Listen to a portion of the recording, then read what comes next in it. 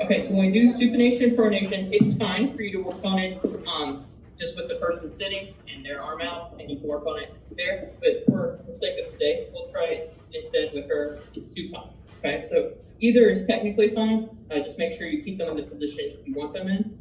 Are we going to cross the wrist when we resist this motion? No, because where does supination and pronation come from? The radius and the ulna, they all said collectively with robust goodness. Okay, so remember the radius that's flopping over the ulna, so I just want to block that movement. Okay, so in the video line, they do it kind of like this, so they cup the radius and the ulna in their hand, so when she tries to push out, I'm able to block with half of it, and then she comes the other way, I'm able to block with the other half. So that's one way. If they're not super strong, you can flip-flop. I can have my thumb along her ulna. My fingers are going to be pushing into her radius on the palmar side. Okay, so when she goes into supination, I can block her there.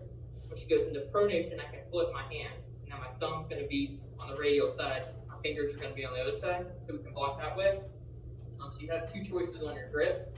But when you're blocking here, just make sure you know where you're giving your pressure.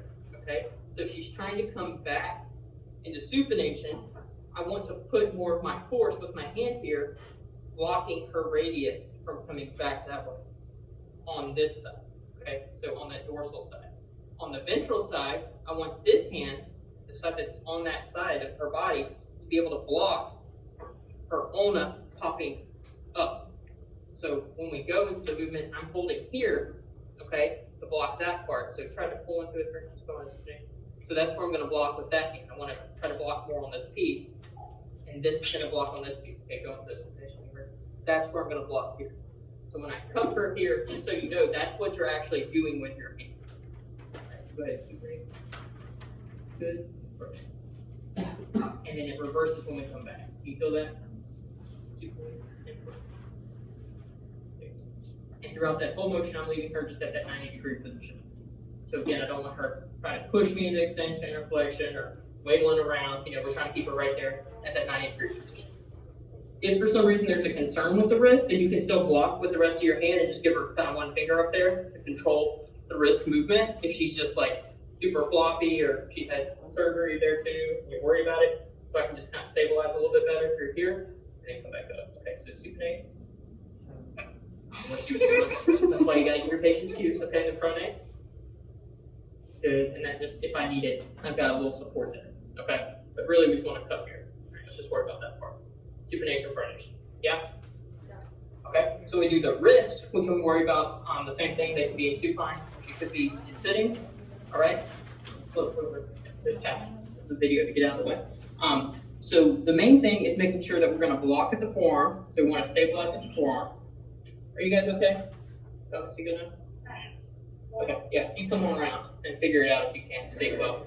When she goes into extension, I want to block here.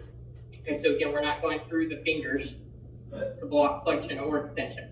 All right, so we want to just cross over the joint and be more at the metacarpals.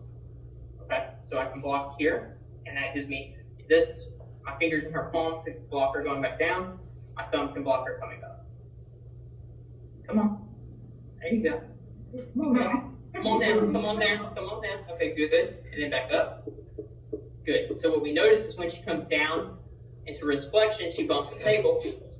They're just going to get her kind of comfortable and let her block her arm off. So I don't care about this position. I just want to make sure she has clearance to get through her range of motion. Okay, because again, we want to work through her full range of motion. Almost need more space than that, baby. A lot of flexion over there.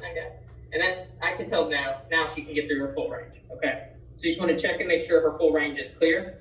All right, and then again, go back up. Okay, go into extension. Come on, all the way. Good, and then push down. Push down. Push down. Come on, all the way. All the way. Good, back up. There we go. Now she's getting it. I'm doing better. I'm proud of you. Good. So there's flexion and extension of the wrist, and then from this same position, we can work on radial and ulnar deviation. So remember, we're not worried about having clearance down here anymore because we're going to go in and out this way.